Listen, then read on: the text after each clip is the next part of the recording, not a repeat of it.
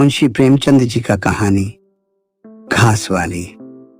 मुलिया हरी हरी घास का गट्ठा लेकर आई तो उसका गेहुआ रंग कुछ तमतमाया हुआ था और बड्डी बड्डी मद भरी आंखों में शंका समाई हुई थी। महावीर ने उसका तमतमाया हुआ चेहरा देखकर पूछा, क्या है मुलिया, आज कैसा जी है? मुलिया ने कुछ जवाब न दिया। उसकी आंखें डबडबा गईं। महावीर ने समीप आकर पूछा, क्या हुआ है, बताती क्यों नहीं? किसी ने कुछ कहा है? अम्मा ने डांटा है? क्यों इतनी उदास है? मुलिया ने सिसक कर कहा, कुछ नहीं। हुआ क्या है? अच्छी तो हूं? महावीर ने मुलिया को सिर से पांव तक देखकर कहा, चुपचाप रोएगी, बताएगी नहीं? मुलिया ने बात टालकर कहा, कोई बात भी हो, क्या बताऊं? मुलिया इस ऊसर में गुलाब का फूल थी। गेहुआ रंग था, हिरन की सी आंखें, नीचे खिंचा हुआ चिबुक, कपोलों पर हल्की लालिमा, बड्ढी बड्ढी नुकीली पलकें, आंखों में एक विचित्र आर्द्रता जिसमें एक स्पष्ट वेदना, एक मूक व्यथा झलकती रहती थी। मालूम नहीं चमारों के इस घर में वह अप्सरा कहां से आ गई थी। क्या उसका कोमल फूल सा गात इस योग्य था कि सर पर घास की टोकरी रखकर बेचने जाती? उस गांव में भी ऐसे लोग मौजूद थे जो उसके तलवे के नीचे आंखें बिछाते थे, उसकी एक चितवन के लिए तरसते थे, जिनसे अगर वह एक शब्द भी बोलती तो निहाल हो जाते। लेकिन उसे आए साल भर से अधिक हो गया। किसी ने उसे युवकों की तरफ ताकते या बातें करते नहीं देखा। वह घास लिए निकलती तो ऐसा मालूम होता मानो उषा का प्रकाश सुनहरे आवरण में रंजित अपनी छटा बिखेरता जाता हो। कोई गजलें गाता, कोई छाती पर हाथ रखता, पर मुलिया नीची आंख किए अपनी राह चली जाती। लोग हैरान होकर कहते, इतना अभिमान, महावीर में ऐसे क्या सुरखाब के पर लगे हैं, ऐसा अच्छा जवान भी तो नहीं, न जाने ये कैसे उसके साथ रहती है। मगर आज ऐसी बात हो गई जो इस जाति की और युवतियों के लिए चाहे गुप्त संदेश होती, मुलिया के लिए हृदय का शूल थी। प्रभात का समय था। पवन आम की बौर की सुगंधि से मतवाला हो रहा था। आकाश पृथ्वी पर सोने की वर्षा कर रहा था। मुलिया सिर पर जौ रखे घास छीलने चली तो उसका गेहुआ रंग प्रभात की सुनहरी किरणों से कुंदन की तरह दमक उठा। एकाएक युवक चैन सिंह सामने से आता हुआ दिखाई दिया। मुलिया ने चाहा कि कतरा कर निकल जाए, मगर चैन सिंह ने उसका हाथ पकड़ी दे लिया और बोला, मुलिया, तुझे क्या मुझ पर जरा भी दया नहीं आती? मुलिया का वह फूल सा खिला हुआ चेहरा ज्वाला की तरह दहक उठा। वह जरा भी नहीं डरी, जरा भी न झिझकी, जवा जमीन पर गिरा दिया और बोली, मुझे छोड़ दो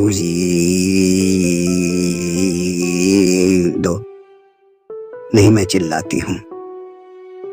चैन सिंह को आज जीवन में एक नया अनुभव हुआ। नीची जातों में रूप माधुर्य का इसके सिवा और काम ही क्या है कि वह ऊंची जात वालों का खिलौना बने। ऐसे कितने ही मार्क उसने जीते थे, पर आज मुलिया के चेहरे का वह रंग, उसका वह क्रोध, वह अभिमान देखकर उसके छक्के छूट गए। उसने लज्जित होकर उसका हाथ छोड़ दिया। मुलिया वेग से आगे बढ़ गई। संघर्ष की गर्मी में चोट की व्यथा नहीं होती, पीछे से टीस होने लगती है। मुलिया जब कुछ दूर निकल गई, क्रोध और भय तथा अपनी बेकसी को अनुभव करके उसकी आंखों में आंसू भर आए। उसने कुछ देर जब्त तक किया, फिर सिसक सिसक कर रोने लगी। अगर वह इतनी गरीब न होती तो किसी की मजाल थी कि इस तरह उसका अपमान करता। वह रोती जाती थी और घास छीलती जाती थी। महावीर का क्रोध वह जानती थी, अगर उससे कह दे तो वह इस ठाकुर के खून का प्यासा हो जाएगा, फिर न जाने क्या हो। इस ख्याल से उसके रोए खड़ददे हो गए। इसीलिए उसने महावीर के प्रश्नों का कोई उत्तर न दिया। भाग 2। दूसरे दिन मुलिया घास के लिए न गई। सास ने पूछा, तू क्यों नहीं जाती? और सब तो चली गई। मुलिया ने सिर झुकाकर कहा, मैं अकेली न जाऊंगी। सास ने बिगड़ कर कहा, अकेले क्या तुझे बाघ उठा ले जाएगा? मुलिया ने और भी सिर झुका लिया और दबी हुई आवाज से बोली, सब मुझे चिढ़ते हैं।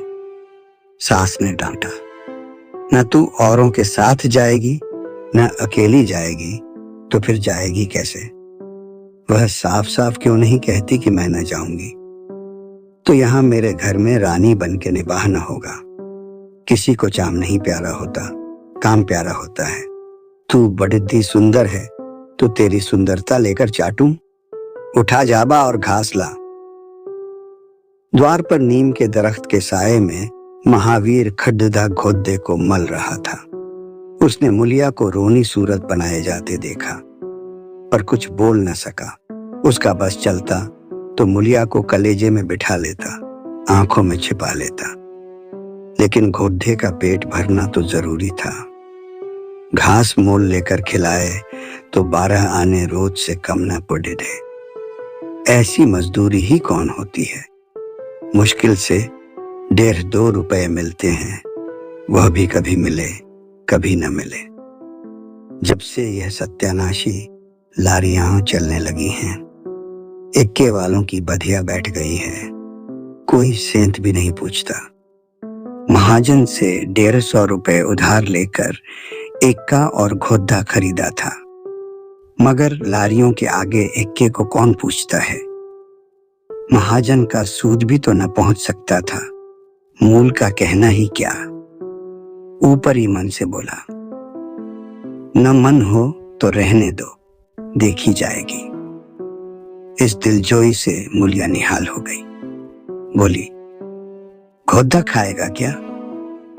आज उसने कल का रास्ता छोड़ दिया और खेतों की मिद्दों से होती हुई चली।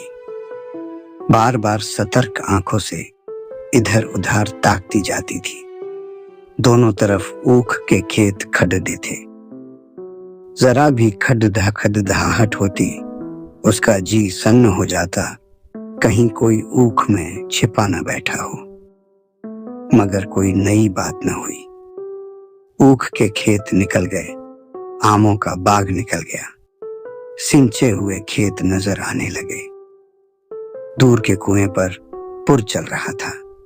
खेतों की मिड्ढों पर हरी हरी घास जमी हुई थी। मुलिया का जी ललचाया। यहाँ आधा घंटे में जितनी घास छिल सकती है, सूखे मैदान में दोपहर तक न छिल सकेगी। यहाँ देखता ही कौन है? कोई चिल्लाएगा तो चली जाऊंगी। वह बैठकर घास छीलने लगी और 1 घंटे में उसका झाबा आधे से ज्यादा भर गया। वह अपने काम में इतनी तन्मय थी कि उसे चैन सिंह के आने की खबर ही न हुई। एकाएक उसने आहट पाकर सिर उठाया तो चैन सिंह को खड्डा देखा। मुलिया की छाती धक से हो गई। जी में आया भाग जाए, झाबा उलट दे और खाली झाबा लेकर चली जाए, पर चैन सिंह ने कई गज के फासले से ही रुककर कहा, डर मत, डर मत। भगवान जानता है मैं तुझसे कुछ न बोलूंगा। जितनी घास चाहे छील ले, मेरा ही खेत है। मुलिया के हाथ सुन्न हो गए। खुरपी हाथ में जमसी गई, घास नजर ही ना आती थी। जी चाहता था जमीन फट जाए और मैं समा जाऊं। जमीन आंखों के सामने तैरने लगी। चैन सिंह ने आश्वासन दिया, छीलती क्यों नहीं, मैं तुमसे कुछ कहता थोड़े ही हूं। यहीं रोज चली आया कर, मैं छील दिया करूंगा। मुलिया चित्रलिखित सी बैठी रही। चैन सिंह ने 1 कदम आगे बढ़ाया और बोला, तू मुझसे इतना डरती क्यों है? क्या तू समझती है मैं आज भी तुझे सताने आया हूं? ईश्वर जानता है, कल भी तुझे सताने के लिए मैंने तेरा हाथ नहीं पकड़ा था। तुझे देखकर आप ही आप हाथ बढ़ा गए। मुझे कुछ सुध ही न रही। तू चली गई तो मैं वहीं बैठकर घंटों रोता रहा। जी में आता था हाथ काट डालूं, कभी जी चाहता था जहर खा लूं। तभी से तुझे ढूंढ रहा हूं, आज तू इस रास्ते से चली आई। मैं सारा हार छानता हुआ यहाँ आया हूं। अब जो सजा तेरे जी में आवे दे दे। अगर तू मेरा सिर भी काट ले तो गर्दन न हिलाऊंगा। मैं शोहदा था, लुच्चा था, लेकिन जब से तुझे देखा है मेरे मन से सारी खोट मिट गई है। अब तो यही जी में आता है कि तेरा कुत्ता होता और तेरे पीछे पीछे चलता, तेरा घोद्दा होता, तब तो तू अपने हाथों से मेरे सामने घास डालती। किसी तरह यह चोला तेरे काम आवे। मेरे मन की यह सबसे बड्डिद्धी लालसा है। मेरी जवानी काम ना आवे अगर मैं किसी खोट से ये बातें कर रहा हूं। वडधा भागवान था महावीर, जो ऐसी देवी उसे मिली। मूलिया चुपचाप सुनती रही, फिर नीचा सिर करके भोलेपन से बोली, तो तुम मुझे क्या करने को कहते हो? चैन सिंह और समीप आकर बोला, बस तेरी दया चाहता हूं। मूलिया ने सिर उठाकर उसकी ओर देखा। उसकी लज्जा न जाने कहां गायब हो गई। चुभते हुए शब्दों में बोली, तुमसे एक बात कहूं, बुरा तो न मानोगे? तुम्हारा ब्याह हो गया है या नहीं? चैन सिंह ने दबी जबान से कहा, ब्याह तो हो गया, लेकिन ब्याह क्या है? खिलवाड़ है। मूलिया के होठों पर अवहेलना की मुस्कुराहट झलक पुड़ी ही बोली, फिर भी अगर मेरा आदमी तुम्हारी औरत से इसी तरह बातें करता तो तुम्हें कैसा लगता? तुम उसकी गर्दन काटने पर तैयार हो जाते कि नहीं? बोलो, क्या समझते हो कि महावीर चमार है तो उसकी देह में लहू नहीं है?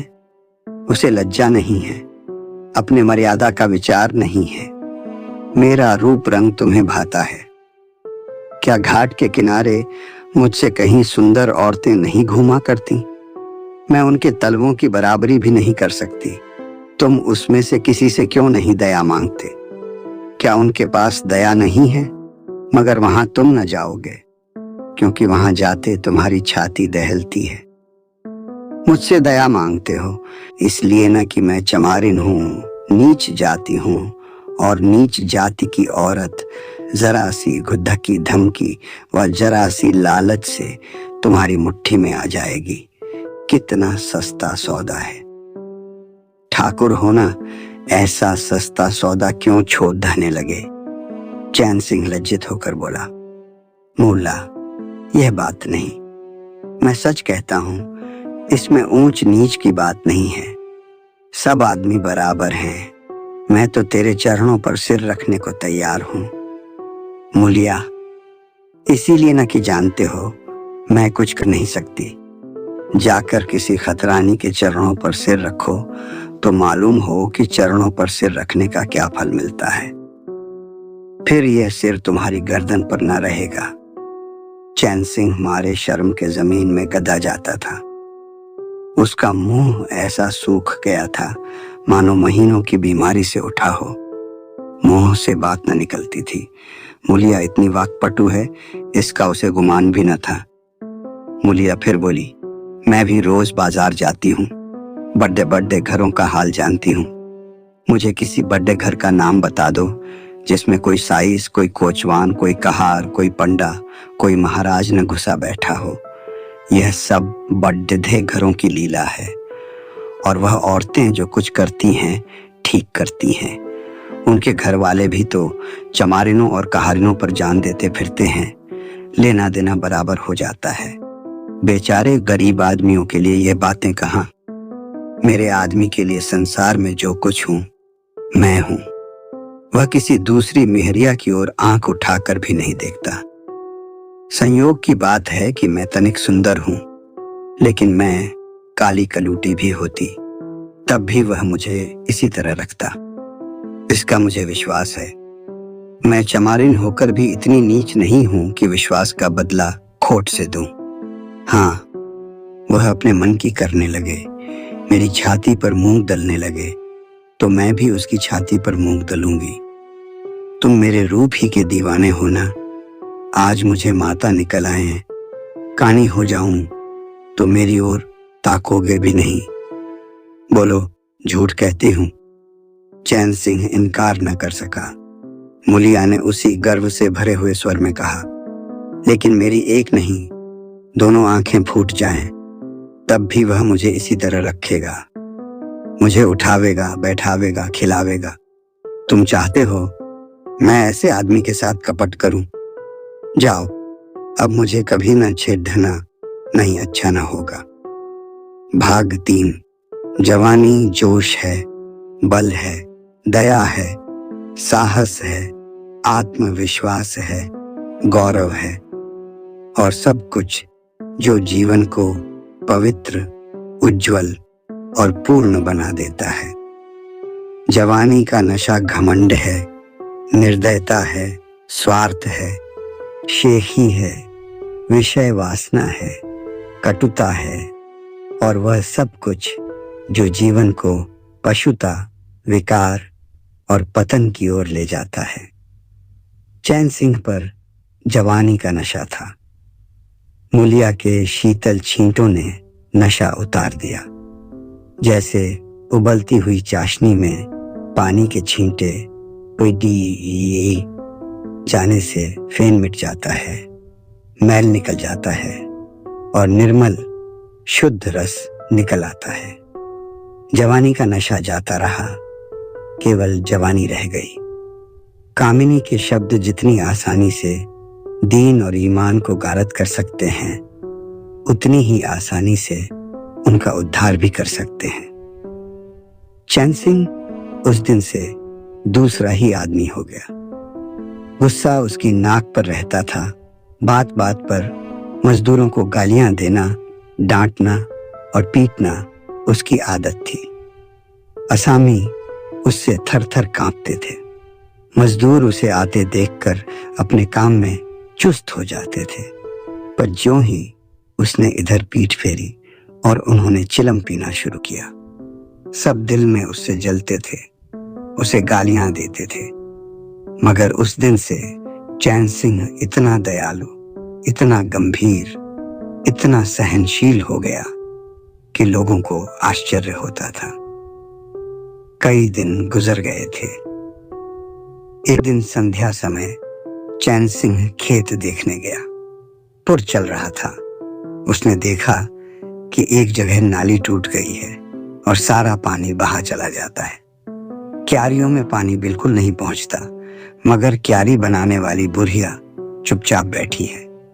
उसे इसकी जरा भी फिक्र नहीं है कि पानी क्यों नहीं आता। पहले यह दशा देखकर चैन सिंह आपे से बाहर हो जाता। उस औरत की उस दिन मजूरी काट लेता और पुर चलाने वालों को खुद धकियां जमाता। पर आज उसे क्रोध नहीं आया। उसने मिट्टी लेकर नाली बांध दी और खेत में जाकर बुढ़िया से बोला, तू यहाँ बैठी है और पानी सब बहा जा रहा है। बुढ़िया घबरा कर बोली, अभी खुल गई होगी राजा, मैं अभी जाकर बंद किए देती हूँ। यह कहती हुई वह थर थर कांपने लगी। चैन सिंह ने उसकी दिलजोई करते हुए कहा, भाग मत, भाग मत। मैंने नाली बंद कर दी। बुढ़ऊ कई दिन से नहीं दिखाई दिए, कहीं काम पर जाते हैं कि नहीं। बुढ़िया गदगद होकर बोली, आजकल तो खाली ही बैठे हैं भैया, कहीं काम नहीं लगता। चैन सिंह ने नम्र भाव से कहा, तो हमारे यहाँ लगा दे, थोड़ा सा सन्न रखा है, उसे काट दे। यह कहता हुआ वह कुएं की ओर चला गया। यहाँ 4 पुर चल रहे थे, पर इस वक्त 2 हंकवे बेर खाने गए थे।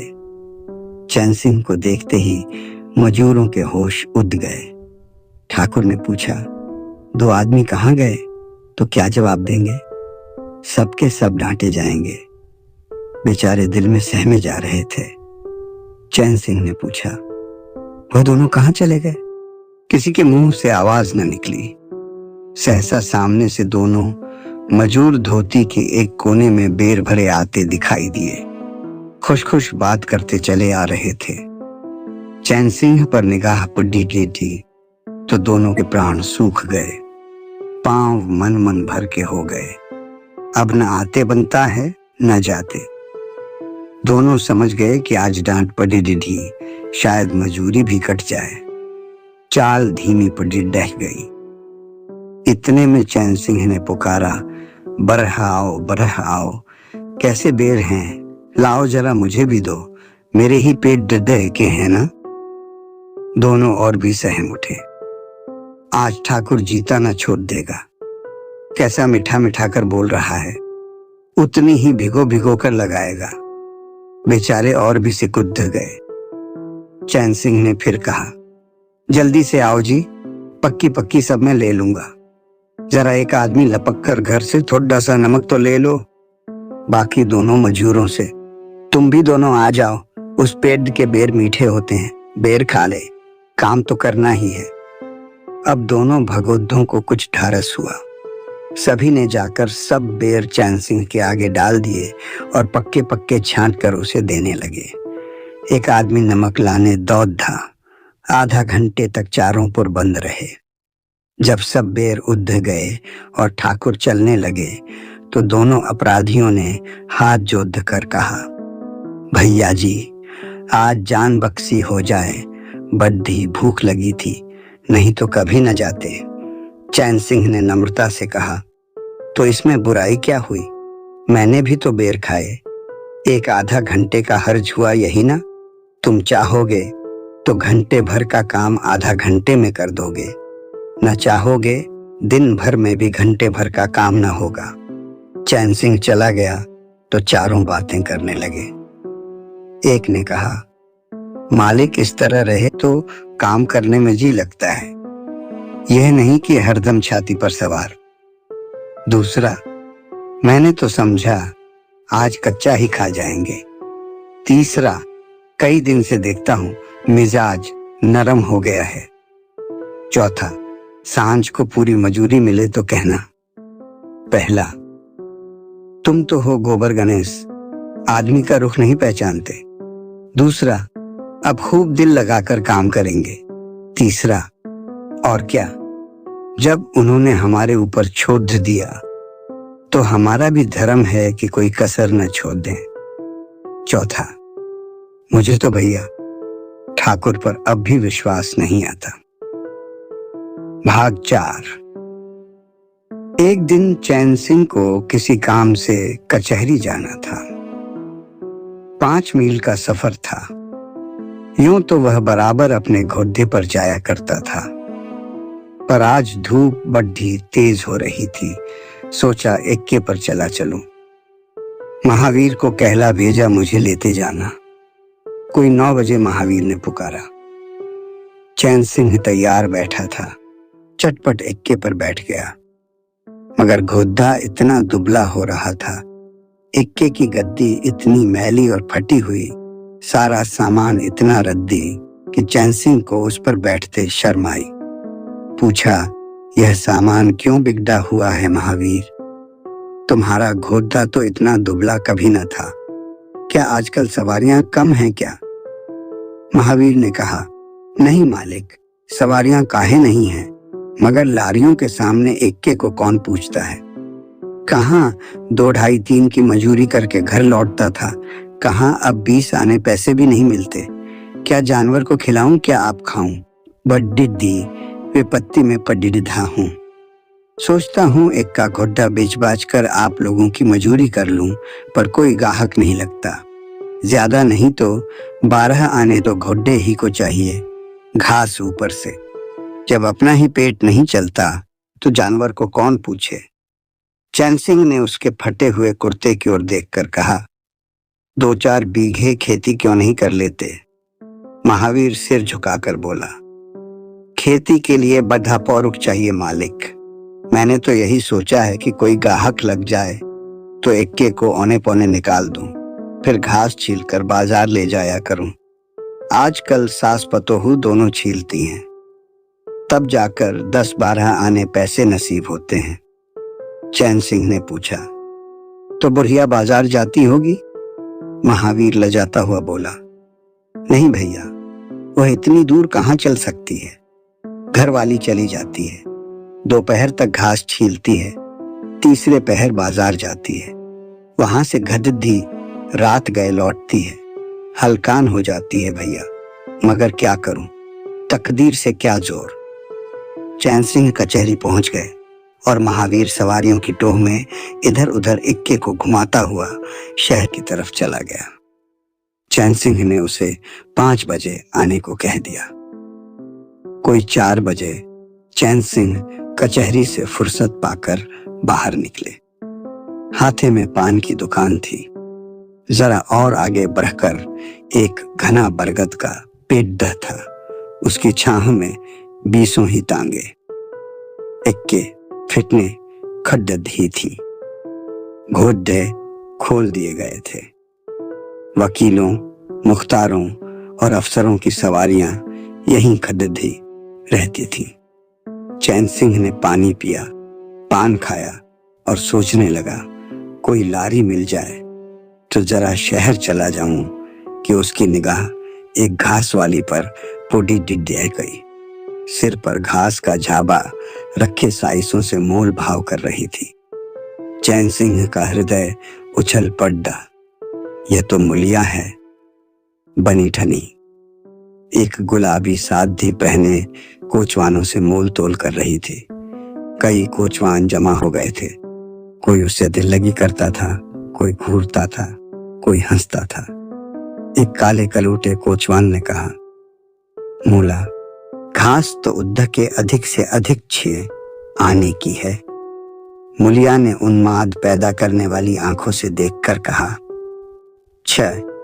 आने पर लेना है तो सामने घसियारी ने बैठी हैं, चले जाओ, 2-4 पैसे कम में पा जाओगे। मेरी घास तो 12 आने में ही जाएगी। एक अधेद्ध कोचवान ने फिटन के ऊपर से कहा, तेरा जमाना है, 12 आने नहीं 1 रुपया मांग। लेने वाले झक मारेंगे और लेंगे। निकलने दे वकीलों को, अब देर नहीं है। एक तांगे वाले ने, जो गुलाबी पगडंडी बांधे हुए था, बोला। बुरहू के मुंह में पानी भराया।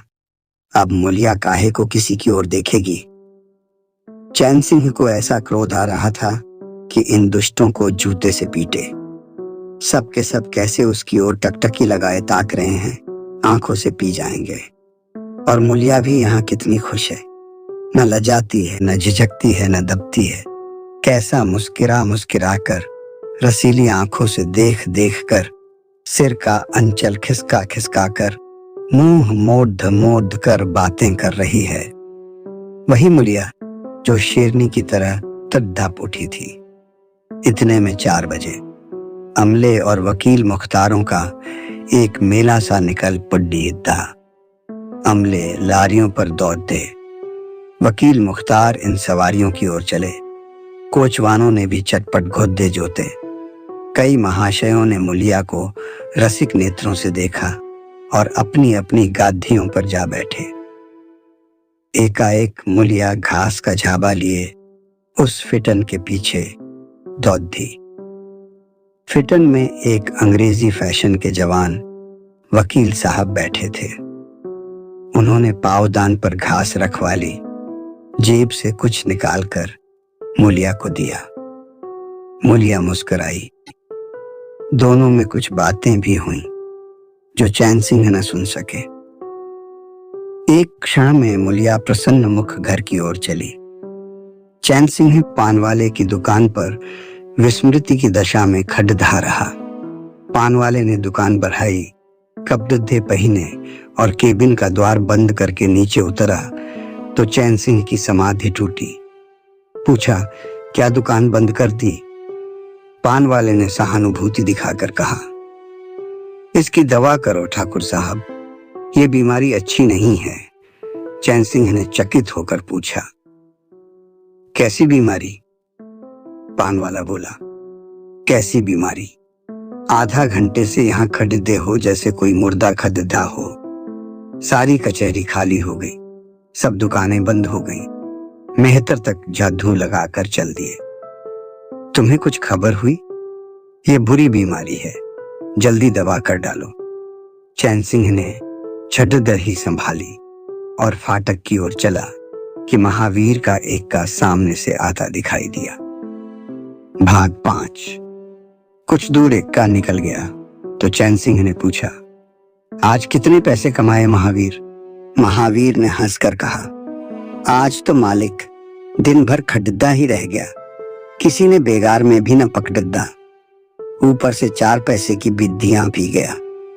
चैन सिंह ने जरा देर के बाद कहा, मेरी एक सलाह है, तुम मुझसे 1 रुपया रोज लिया करो, बस जब मैं बुलाऊं तो 1 का लेकर चले आया करो, तब तो तुम्हारी घरवाली को घास लेकर बाजार न जाना पड़ेगा।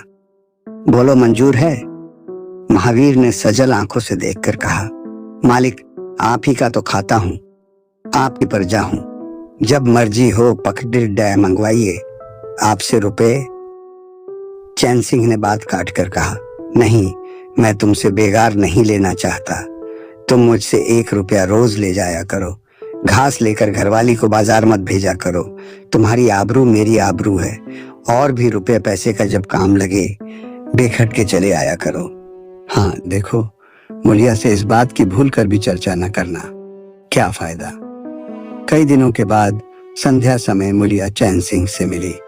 चैन सिंह असामियों से मालगुजारी वसूल करके घर की ओर लपका जा रहा था कि उसी जगह जहां उसने मुलिया की बाह पकड़ी दी थी, मुलिया की आवाज कानों में आई। उसने ठिठक कर पीछे देखा तो मुलिया दौड़ी आ रही थी। बोला, क्या है मुला, क्यों दौड़ती हो? मैं तो खड्डा हूं। मुलिया ने हाँफते हुए कहा, कई दिन से तुमसे मिलना चाहती थी, आज तुम्हें आते देखा तो दौड़ दी। अब मैं घास बेचने नहीं जाती। चैन सिंह ने कहा, बहुत अच्छी बात है, क्या तुमने कभी मुझे घास बेचते देखा है? हाँ, एक दिन देखा था। क्या महावीर ने तुझसे सब कह डाला? मैंने तो मना कर दिया था। वह मुझसे कोई बात नहीं छिपाता। दोनों एक क्षण चुप खड़े रहे, किसी को कोई बात न सूझती थी। एकाएक मुलिया ने मुस्कुराकर कहा, यहाँ तुमने मेरी बाह पकड़ दी थी। चैन सिंह ने लज्जित होकर कहा, उसको भूल जाओ मुला, मुझ पर जाने कौन भूत सवार था। मुलिया गदगद कंठ से बोली, उसे क्यों भूल जाऊं, उसी बाह गहे की लाज तो निभा रहे हो। गरीबी आदमी से जो चाहे करावे, तुमने मुझे बचा लिया। फिर दोनों चुप हो गए। जरा देर के बाद मुलिया ने फिर कहा, तुमने समझा होगा मैं हंसने बोलने में मगन हो रही थी। चैन सिंह ने बलपूर्वक कहा, नहीं मुलिया, मैंने एक क्षण के लिए भी नहीं समझा। मुलिया मुस्कुराकर बोली, मुझे तुमसे यही आशा थी और है। पवन सिंचे हुए खेतों में विश्राम करने जा रहा था। सूर्य निशा की गोद में विश्राम करने जा रहा था और उस मलिन प्रकाश में चैन सिंह मुलिया की विलीन होती हुई रेखा को खड्डा देख रहा था।